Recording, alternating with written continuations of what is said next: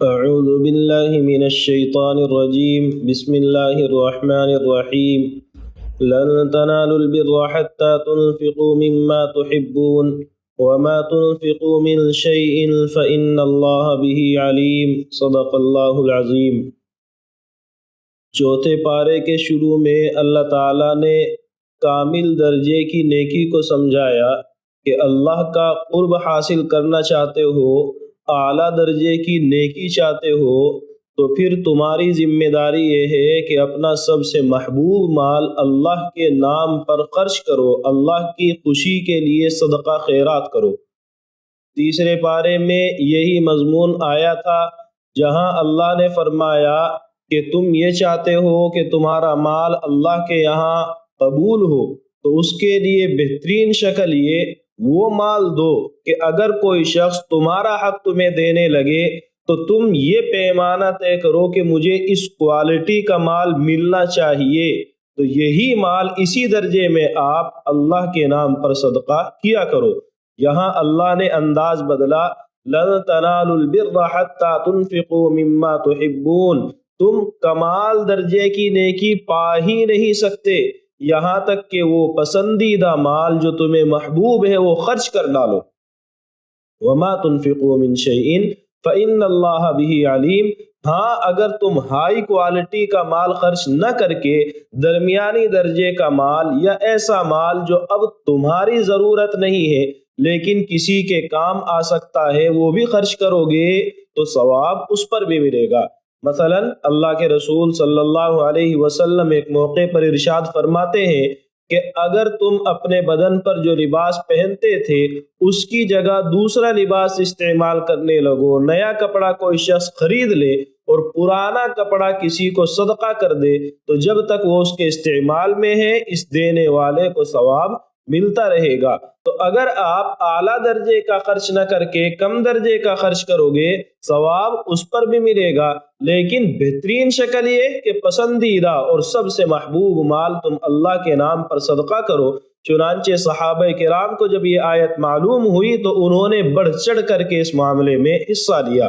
اللہ نے فرمایا یا ایھا الذین آمنوا ان تطیعوا فریقا من الذین اوتوا الکتاب یردوکم بعد ایمانکم کافرین، یہ اہل کتاب، یہ یہودی، یہ نصارہ یا وہ لوگ جو دین سے دشمنی رکھتے ہیں تمہیں دین سے بہکانے میں، تمہیں کسی بھی طرح کے فتنے میں ڈال کر صحیح راستے سے ہٹانے میں پوری کوشش صرف کر دیتے ہیں۔ تمہاری ذمہ داری ہے ان کی مکر و فریب کو، ان کی چال بازیوں کو سمجھو۔ چنانچہ یہودیوں کی ایک سازش کو سمجھایا کہ خود اپنی شریعتوں کے اندر انہوں نے کاٹ چھانٹ کی ہے، کچھ احکام ان پر اللہ نے پہلے سے حرام نہیں کیے تھے بعد میں حرام کیے ہیں، اور یہ لیبل لگاتے ہیں کہ حضرت ابراہیم علیہ السلام کے زمانے سے حرام ہے۔ صحابہ کے درمیان جو ایک بہترین الفت اور محبت قائم ہو گئی تھی، جو ایک نمونہ اور مثال بن چکی تھی، اس کو انہوں نے توڑنے کی کوشش کی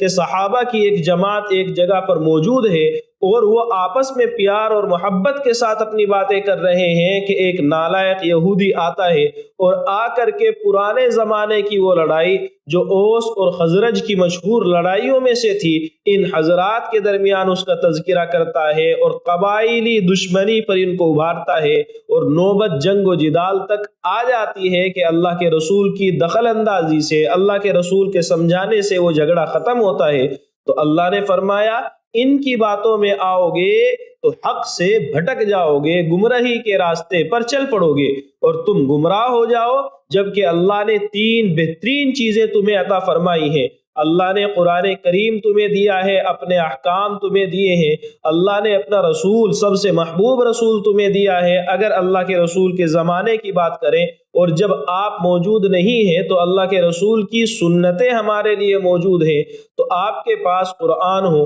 آپ کے پاس اللہ کے رسول کی سنتیں ہوں، آپ کے پاس وہ قبلہ ہو جو سب سے پہلا گھر ہے اس دنیا میں، اس روئے زمین پر، اس قبلے کے رہتے ہوئے اگر تم گمراہ ہو جاتے ہو، جس کی خاصیت یہ ہے کہ وہاں اللہ کی قدرت کی نشانیاں ہیں، وہاں جانے والا ہر انسان محفوظ ہے، وہاں جانے والے ہر چرند پرند محفوظ ہیں، وہاں جانے والے ہر قسم کی گھاس تک محفوظ ہے۔ تو جہاں اتنا امان ہو اور اس امان کو، اس حفاظت کو جانور بھی محسوس کرتے ہوں، جو ایک اللہ کی قدرت کی بہت بڑی دلیل ہے، تو اس طرح کے گھر کے ہوتے ہوئے، اس طرح کے قبلے اور رسول کے ہوتے ہوئے، اس طرح کے کلام مقدس کے ہوتے ہوئے اگر تم ان لوگوں کی باتوں میں آ کر کے گمراہ ہو جاتے ہو تو تم سے بڑا محروم کون ہے؟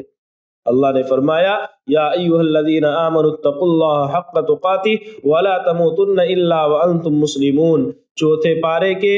دوسرے رکوع میں اللہ نے مسلمانوں کو 3 ہدایتیں خاص طور سے ارشاد فرمائی ہیں۔ پہلی ہدایت یہ ہے کہ تم میں سے ہر شخص کی ذمہ داری ہے کہ اللہ کا تقوی اختیار کرے، اور تقوی اس درجے کا جو اللہ کے تقوی کا حق ہے، اور اللہ کے تقوی کا حق یہ کہ کبھی بھی اللہ کی نافرمانی نہ کرے، اللہ نے جو احکام دے دیے ہیں ان سے پیچھے نہ رہے، اس درجے کی پوری کوشش کرے۔ لیکن اگر کمی کوتاہی ہو جائے اللہ سے معافی مانگے، اس کے سامنے اپنا عذر رکھے اور اس سے توبہ کرے، اللہ قبول کرنے والا ہے۔ تو پہلا حکم اللہ کا تقوی اختیار کریں۔ دوسرا حکم وَاعْتَصِمُوا بِحَبْلِ اللَّهِ جَمِيعًا، قرآن کریم کو مضبوطی سے تھام لو۔ قرآن کے اندر جو احکام اللہ نے دیے ہیں وہ احکام مضبوطی سے تھام لو، ان احکام کی مخالفت نہ کرو۔ وہ احکام تمہاری ذاتی زندگی سے متعلق ہو، وہ احکام تمہاری معاشرتی اور سماجی زندگی سے متعلق ہو، وہ احکام تمہارے گھریلو زندگی سے متعلق ہو، وہ احکام سیاسی زندگی سے تعلق رکھتے ہو۔ جس طرح کے احکام میں تمہیں ملوث ہونا پڑے، جس طرح کے احکام کی تمہیں ضرورت پڑے، وہ سارے احکام قرآن سے لو اور ان احکام پر عمل کرو۔ اور ساتھ میں اللہ نے کیا الفاظ استعمال کیے؟ بحبل اللہ، یہ اللہ کی رسی ہے جو اس دنیا کے اندر موجود ہے، اس کا ایک سرا اللہ کے قبضے میں ہے، اللہ نے مضبوطی سے تھام رکھا ہے، رسی بھی مضبوط ہے جو ٹوٹ نہیں سکتی ہے۔ تو پھر بندوں کی ذمہ داری بن جاتی ہے اپنے سرے کو مضبوطی سے تھام لیں گے، اللہ کی رحمت سے پھر وہ اللہ کے قریب سے قریب تر ہوتے چلے جائیں گے، اللہ ان کو ضائع ہونے نہیں دے گا۔ تیسرا حکم ولا تفرقوا، اور آپس میں انتشار اور اختلافات کے شکار مت بنو، چاہے تمہارے مذہبی معاملات ہو، خاندانی گھریلو معاملات ہو، تمہارے سماجی معاملات ہو، ملی مسائل ہو، کسی بھی مسئلے کے اندر اگر کوئی شخص یا کوئی فرد یا کوئی جماعت اتفاق اور اتحاد کے ساتھ ایک دوسرے کی ہمدردی اور خیرخواہی کے ساتھ لگی رہے گی، ترقیات نصیب ہوں گی، اور جب وہ اتحاد بکھر جائے گا تو پھر ترقی بھی رک جائے گی اور دشمنوں کے ہاتھ کا آپ کھلونا بن جاؤ گے۔ اور یہ اتحاد اور اتفاق کیسے باقی رہے، کیسے تقوی صحیح معنی میں باقی رہے، کیسے اللہ کے کلام کو تم مضبوطی سے تھامو، اس کے لیے اللہ نے ہدایت دی وَلْتَكُمْ مِنْكُمْ أُمَّةٌ يَدْعُونَ إِلَى الْخَيْرِ، کہ تمہارے اندر ایک جماعت ہو۔ اصل یہ سارے کاموں کی ذمہ داری ہر فرد کی ہے کہ وہ ان کاموں پر جمے اور دوسروں کو بھی بھلائی کا حکم کرے، برائی سے روکے، اللہ کے طرف دعوت دیتا رہے، اللہ کی طرف لوگوں کو بلاتا رہے۔ اگر ہر شخص نہیں نبھا سکتا تو پھر ایک جماعت مقرر ہو،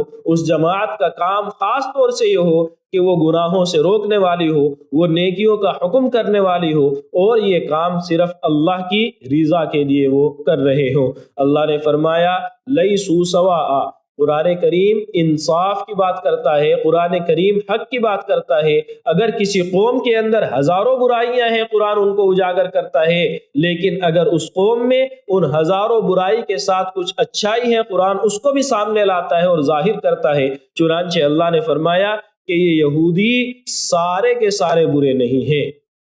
کچھ اچھے بھی ہیں، اور ان اچھوں کی خوبیاں یہ ہیں اللہ کے سامنے کھڑے ہوتے ہیں، اللہ کی آیتوں کی تلاوت کرتے ہیں، راتوں میں دن میں سجدے میں رہتے ہیں، دوسروں کو اچھائی کا حکم کرتے ہیں، برائی سے روکتے ہیں، جہاں پتہ لگے کہ یہ نیک عمل ہے اس میں ایک دوسرے سے بڑھ چڑھ کر کے حصہ لینے کی کوشش کرتے ہیں۔ تو یہ ان لوگوں کے اندر خوبی ہے، قرآن ظاہر کرتا ہے اور ہمیں سبق دیتا ہے کہ اگر آپ کسی شخص سے کسی مسئلے میں اختلاف رکھتے ہیں تو اس آدمی کی ہر بات کی مخالفت کرو، یہ حق نہیں ہے۔ اس کے اندر اگر اچھائیاں ہیں تو ان اچھائی کا اعتراف کرنا یہ اصل میں ایک انصاف پسند انسان کی پہچان ہے۔ اللہ نے فرمایا یا ایھا الذین آمنوا لا تتخذوا بطانة من دونکم لا یألونکم خبالا، ایسے لوگ جو تم سے دشمنی رکھتے ہیں، ذاتی دشمنی رکھتے ہیں، تمہارے دین کی وجہ سے تم سے جلتے ہیں، چاہے کسی بھی مذہب سے تعلق رکھتے ہو، تم انہیں اپنے دلی رازدار نہ بناؤ، اپنے دل کے راز ان کے سامنے مت رکھو، اپنے ملی اور جماعت کے تعلق سے اپنی کمی کمزوریاں ان کے سامنے ظاہر نہ کرو۔ تمہیں لگتا ہے وہ تمہارے ہمدرد ہیں، لا یألونکم خبالا، تمہیں نقصان پہنچانے میں کوئی کمی نہیں چھوڑیں گے۔ جہاں انہیں لگا کہ اس عمل سے انہیں فائدہ ہے، تمہیں نقصان ہے، یا انہیں فائدہ نہیں بھی ہے، تمہیں تکلیف ہوتی ہے، وہ اس کام کو ضرور کریں گے۔ وَدُّوا مَا عَنِتُّمْ، وجہ یہ ہے کہ تمہاری تکلیفوں، تمہاری مشقتوں سے انہیں محبت ہے، تمہارے ساتھ اتنا بڑا بغض، اتنی زیادہ دشمنی رکھتے ہیں کہ یہ دشمنی ان کے منہ سے ظاہر ہوتی رہتی ہے، ٹپکتی رہتی ہے، ان کی باتوں سے پتہ چلتا ہے۔ وَمَا تُخْفِي صُدُورُهُمْ أَكْبَرُ، دل میں جو کینہ رکھتے ہیں وہ تو بہت کم زبان پر آتا ہے، دل کے اندر جو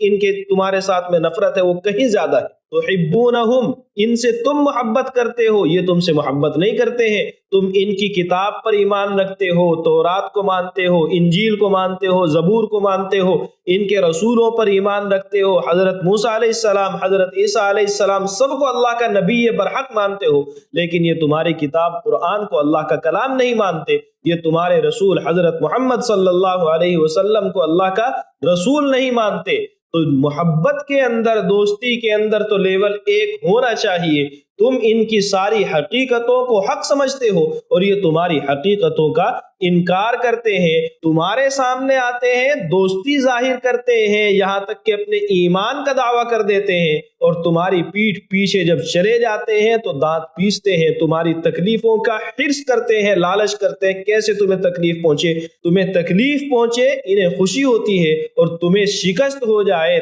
کسی جنگ کے اندر، تمہارے ساتھ کوئی بری حالت پیش آ جائے تو ان لوگوں کو خوشی ہوتی ہے، اور تمہارے ساتھ میں کامیابی اگر مل جائے تو یہ لوگ درد محسوس کرتے ہیں، تکلیف محسوس کرتے ہیں، تم سے حسد کرتے ہیں، جلتے ہیں۔ تو پھر ان لوگوں سے دوستی تمہاری کیسے کامیاب ہو سکتی ہے؟ اللہ نے فرمایا وَإِذْ غَدَوْتَ مِنْ أَهْلِكَ تُبَوِّئُ الْمُؤْمِنِينَ مَقَاعِدَ لِلْقِتَالِ وَاللَّهُ سَمِيعٌ عَلِيمٌ، یہاں سے لے کر تقریباً آدھے پارے سے بھی آگے تک اللہ تعالیٰ نے دو غزوات جو اسلام کی تاریخ میں بڑے غزوات ہیں، ایک غزوہ بدر اور ایک غزوہ احد، دونوں کے حالات بڑی تفصیل سے ذکر فرمائے ہیں، اور دونوں میں جو بنیادی فرق تھا اس کو ظاہر کیا ہے۔ اور وہ فرق کیا تھا کہ غزوہ بدر میں صحابہ کے اندر اللہ پر توکل، اس پر اعتماد اور بھروسہ تھا، اللہ کے رسول کی اطاعت اور فرما برداری تھی، اور آپس میں پیار اور محبت، ایک دوسرے کے ساتھ شیر و شکر تھے۔ یہ تینوں خوبیاں ان لوگوں کے ساتھ بدر میں تھی، تو بدر میں 300 سے کچھ زیادہ یا 313 کی وہ تعداد جن کے پاس جنگ کے لیے سامان نہیں ہے، جنگی تیاریاں نہیں ہیں، ایسے لوگوں کو اللہ 1000 کے اس لشکر پر کامیابی عطا فرماتا ہے جو پوری تیاری کے ساتھ آیا ہے، جس کے پاس میں سواریاں، جس کے پاس میں ہتھیار، جس کے پاس میں نوجوان تیار موجود ہیں، اس لشکر پر اللہ کھلی کامیابی عطا فرماتا ہے۔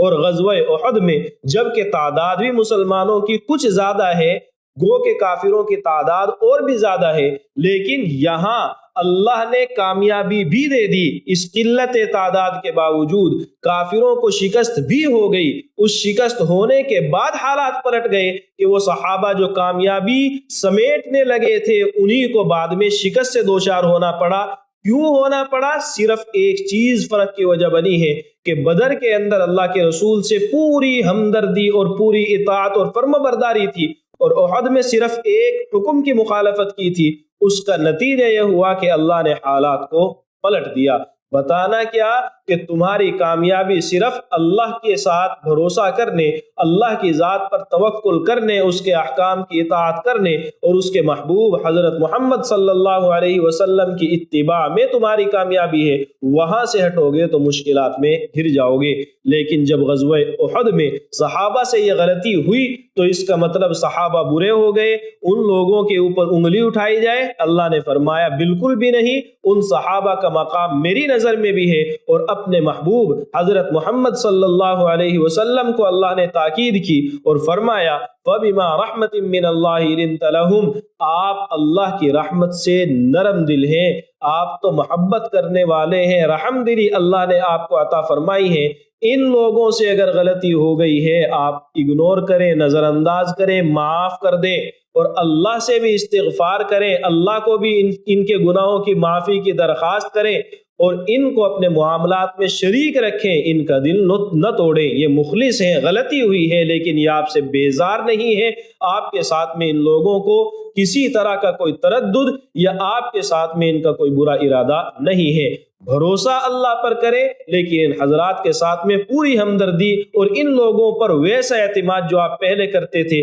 ابھی بھی باقی رکھیں، اپنے معاملات میں ان کو شریک کیا کریں، ان سے مشورے کیا کریں۔ اللہ نے فرمایا لَقَدْ مَنَّ اللَّهُ عَلَى الْمُؤْمِنِينَ، کہ اللہ تعالیٰ نے مسلمانوں پر ایک بہت بڑا احسان کیا ہے کہ انہیں اللہ نے اپنا محبوب رسول عطا فرمایا ہے، جس رسول کے آنے سے پہلے یہ دنیا کفر و ظلمت اور تاریکیوں میں ڈوبی ہوئی تھی۔ اس رسول نے دنیا میں جب قدم رکھا ہے، اللہ نے حق کو کامیابی عطا فرمائی ہے، اللہ نے دین کا غلبہ اللہ نے عطا فرمایا ہے، اللہ نے حقیقت ظاہر فرمائی، اور جو غلطیاں اور کوتاہیاں یا کفر و ظلمت جو کچھ تھی اللہ نے اس کا پردہ چاک کیا۔ اللہ نے فرمایا الذین استجابوا للہ والرسول من بعد ما اصابهم القرح، کہ جو لوگ اللہ اور اس کے رسول کا کہنا مانتے ہیں وہ لوگ اللہ کی طرف سے بڑا اجر حاصل کرتے ہیں، اور جو اللہ اور اس کے رسول کی مخالفت کرتے ہیں اللہ تعالیٰ ان کے ساتھ میں معاملات سخت رکھتا ہے۔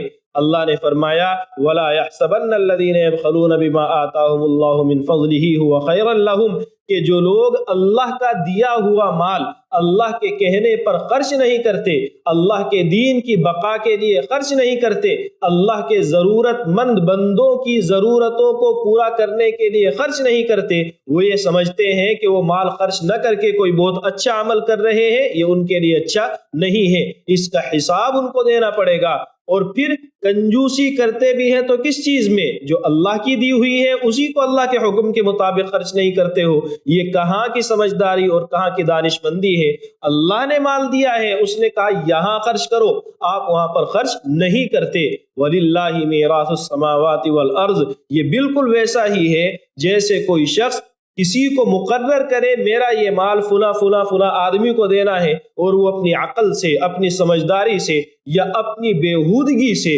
وہ اس مال کو ان لوگوں تک نہ پہنچانے کے حالات پیدا کر دے تو کبھی بھی وہ شخص سمجھدار یا وفادار نہیں کہلاتا ہے۔ اللہ نے فرمایا لقد سمع اللہ قول الذین قالوا ان اللہ فقیر ونحن اغنیاء، یہود جب اللہ کے رسول لوگوں کو انفاق فی سبیل اللہ کی ترغیب دیتے، جب لوگوں کو اللہ کے رسول صدقہ خیرات کی ترغیب دیتے اور یہ فرماتے کہ یہ مال اللہ کے ضرورت مند بندوں کو تم دے رہے ہو تو ایسے سمجھو جیسے اللہ کو قرض دے رہے ہو۔ من ذا الذی یقرض اللہ قرضا حسنا، کون ہے جو اللہ کو قرض حسن دے؟ تو یہودی مذاق اڑاتے کہ اللہ غریب ہو گیا ہے، اللہ فقیر ہو گیا، اس کو قرضوں کی ضرورت پڑ رہی ہے۔ تو اللہ فرماتا ہے ہمیں ان کے سارے جملے معلوم ہیں اور قیامت کے دن ہم ان کا حساب لیں گے۔ لَتُبْلَوُنَّ فِي أَمْوَالِكُمْ وَأَنفُسِكُمْ، اے مسلمانوں اس طرح کے جملوں سے، اس طرح کی بدعنوانیوں سے، گستاخیوں سے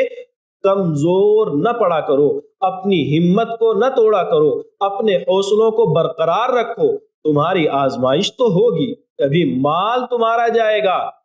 کبھی ہم کہیں گے یہاں خرچ کرو، زکوٰۃ نکالو، صدقہ خیرات کی شکل میں مال کو خرچ کرو، کبھی کسی ضرورت مند کی ضرورت کو پورا کرنے کے لیے ہم تمہیں کہیں گے، تو مال کے اندر اللہ تعالیٰ آزمائے گا کہ اس کے حکم پر پورا اترتے ہو کہ نہیں۔ وَأَنفُسِكُمْ، تمہاری جانوں کے اندر اللہ تمہارا امتحان لے گا، کبھی تم بیمار پڑو گے، کبھی تمہارا کوئی قریبی رشتہ دار دنیا سے چلا جائے گا، اور کبھی شہادت کی موت کسی کو نصیب ہوگی، تو ان سب کے اندر تمہاری آزمائش ہے۔ وَلَتَسْمَعُنَّ مِنَ الَّذِينَ أُوتُوا الْكِتَابَ مِنْ قَبْلِكُمْ وَمِنَ الَّذِينَ أَشْرَكُوا أَذًى كَثِيرًا، جو لوگ دین سے دشمنی رکھتے ہیں وہ دینی شعائر کا احترام نہیں کریں گے، ان کا مذاق اڑائیں گے، گستاخی کریں گے، کبھی دین کے تعلق سے، کبھی تمہارے نبی کی شان میں، ان سب حالات کا تمہیں سامنا کرنا رہے گا،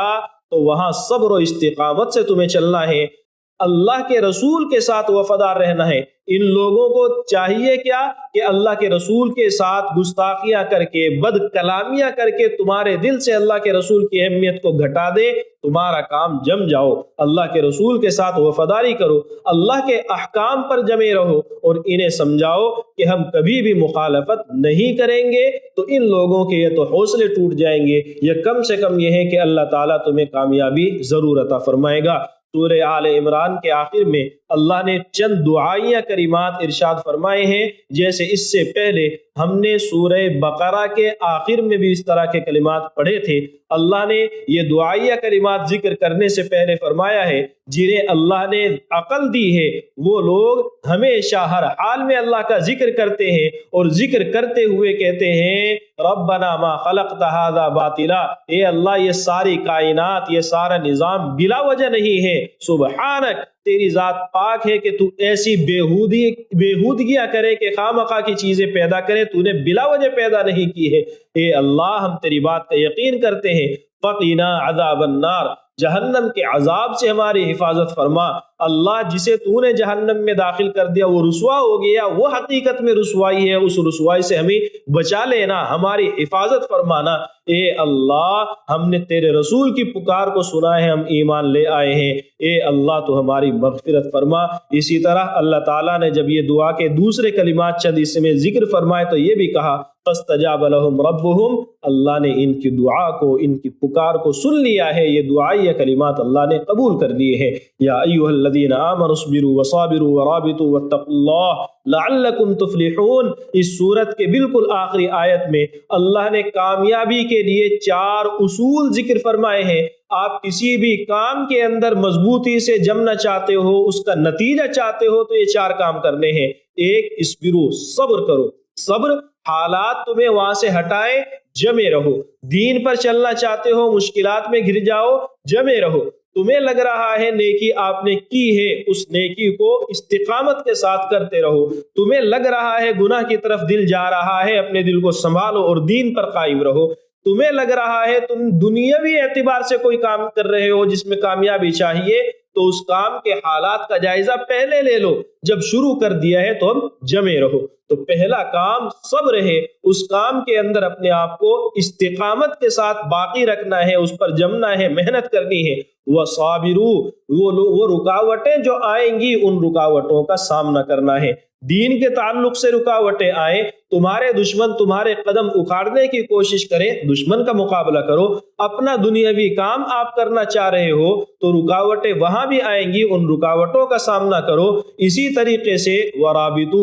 سرحدوں کی حفاظت کرو۔ اپنا کام دنیاوی لحاظ سے کرنا چاہ رہے ہو تو اس کام کی کچھ حدود مقرر کر دو، مجھے اس لیول پر آ کر ان اصول کا لحاظ کرنا ہے، اپنے اصول سے پیچھے مت ہٹو، جمے رہو گے، کامیابی تک پہنچو گے۔ دین کے تعلق سے اللہ کی طرف سے سرحدیں مقرر ہیں، یہ حلال ہے، یہ حرام ہے، تمہاری ذمہ داری ہے حرام میں بالکل نہیں جانا ہے اور حلال کے اندر اپنے آپ کو باقی رکھنا ہے۔ سرحدیں ملکی سرحدیں ہوں ان کی حفاظت کرو کہ اپنی سرحدوں کے اندر دشمن کو ہم آنے نہیں دیں گے، آخری دم تک اپنے وطن کی حفاظت کریں گے۔ تو جو سرحدیں جس طرح کے آپ نے مقرر کی ہے ان کی حفاظت کرو۔ اور آخر میں چوتھی ہدایت واتقوا اللہ، اللہ کا تقوی اختیار کرو۔ کبھی بھی کوئی حکم اگر تم سے چھوٹتا نظر آئے تو دھیان رکھو کہ اللہ دیکھ رہا ہے۔ دنیاوی کامیابی کے لیے اگر کوشش کر رہے ہو تو وہ کام صحیح ہے یا غلط، کسی دوسرے کو نقصان پہنچا کر کے کر رہے ہو یا دوسروں کی رعایت کر کے کر رہے ہو، اللہ کا تقوی اختیار کرو، اللہ تمہاری پکڑ نہ کر لے۔ اگلی سورت ہے سورۃ النساء۔ سورۃ النساء میں اللہ تعالیٰ نے عام طور سے خطاب مشرکین سے کیا ہے۔ سورۃ البقرہ کے اندر اللہ کا خطاب عام طور سے یہود سے تھا، سورہ آل عمران میں زیادہ تر خطاب عیسائیوں سے تھا، اور سورہ نساء کے اندر زیادہ تر خطاب مشرکین سے ہے، لیکن یہودیوں کا بھی تذکرہ آئے گا، نصارہ کے بھی تذکرہ آئے گا، مومنین سے بھی خطاب ہوگا، اور مومنین کے ساتھ ساتھ منافقین سے بھی خطاب ہوگا۔ لیکن اصل میں مضمون، اصل میں جو آیتیں ہیں وہ زیادہ تر ٹارگیٹ کرتی ہیں ان لوگوں کو جو اللہ پر یا کسی بھی نبی پر ایمان سرے سے نہیں رکھتے ہیں۔ سورہ نساء کے شروع میں اللہ تعالیٰ نے معاشرے کے اندر دو کمزور طبقے کے احکام ذکر کیے ہیں، اور وہ دو کمزور طبقے کون؟ ایک چھوٹے بچے، یتیم بچے، مسکین اور غریب بچے، ان لوگوں کی رعایت کرنی ہے، ان کے حقوق ان تک پہنچانے ہیں، اور دوسرا کمزور طبقہ عورتیں کہ ان کے حقوق کی رعایت کرنی ہے، ان کو آزادی، ان کو سکون، ان کے لیے عافیت کے جو سامان اللہ نے عطا کیے ہیں ان کی حفاظت کرنا اور ان لوگوں کے ساتھ میں اچھا برتاؤ کرنا تمہاری ذمہ داری ہے۔ اللہ نے فرمایا نکاح کے اندر 4 عورتوں کی اجازت تو ہے، 2 3 4 سے آپ نکاح کر سکتے ہو، لیکن جب کہ آپ ان کے حقوق ادا کر سکے، ان کے درمیان انصاف قائم کر سکے، کسی کا حق ضائع ہونے کا اندیشہ ہو تو پھر اپنے آپ کو اس آزمائش میں نہ ڈالو۔ اللہ نے فرمایا عورتوں کے مہر ادا کیا کرو، یہ اصل میں مردانگی ہے۔ مہر ادا کرتے نہیں ہو، عورت کو اپنے نکاح میں باقی رکھتے ہو، یہ کسی اچھے مرد کی پہچان نہیں ہے۔ وَلَا تُؤْتُوا السُّفَهَاءَ أَمْوَالَكُمُ الَّتِي جَعَلَ اللَّهُ لَكُمْ قِيَامًا وَارْزُقُوهُمْ فِيهَا وَاكْسُوهُمْ وَقُولُوا لَهُمْ قَوْلًا مَّعْرُوفًا۔ یتیموں اور غریبوں کے مال کی حفاظت کرنا تمہاری ذمہ داری ہے۔ کسی بھی معاشرے کے اندر 2 چیزیں ہیں، اگر وہ صحیح اپنا کام کریں معاشرہ بہت بہترین ہے، اور اگر ان دونوں میں سے کوئی ایک بھی صحیح راستے سے ہٹ جائے تو معاشرہ غلط راستے پر چلا جاتا ہے۔ پہلے عورت کا کردار کسی بھی معاشرے میں بہت اہم ہے۔ اگر وہ عورت اللہ تعالیٰ کے حکموں کی رعایت کرنے والی ہو، اگر وہ عورت اپنی مریادہ کو سمجھ جائے، اگر وہ عورت اپنی عفت اور پاک دامنی کے ساتھ اپنی ذمہ داری کو نبھا رہی ہو، وہ معاشرہ اچھائی کے راستے پر چلتا ہے۔ دوسری چیز مال ہے، اگر مال صحیح مصرف میں خرچ ہو رہا ہو تو وہ مال یقیناً معاشرے کی بھلائی کا سبب بنتا ہے، اور اگر مال صحیح مصرف میں خرچ نہ ہو یا لوگوں سے ناحق وصول کیا جانے لگے تو وہ معاشرہ بھی تباہی کے دہانے پر چلا جاتا ہے۔ اس لیے اللہ نے